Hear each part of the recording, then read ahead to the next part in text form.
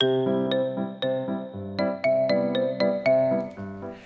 语文千万字，大家要跟大家做过来捌一字，咱生活中常来讲到有量就有福。今日要甲大家小解这一字，咱做过来看到，这字就是量，嘛有人读做量，这拢是文音。量就是数目的意思，像咱讲数量。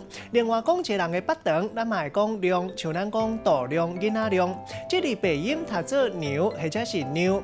牛就是磅看卖偌重，用手比看卖寸尺，或者是了解温度、体积这个动作。像咱讲牛体温、磅体温，若是较大的秤啊、磅啊，嘛有人讲是牛啊。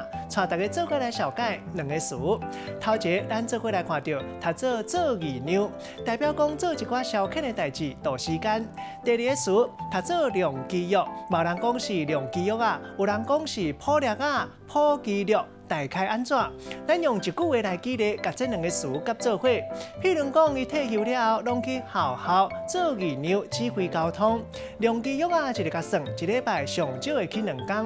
今仔日小解这一字，牛，这是鼻音；另外量，这是文音，提供予大家参考。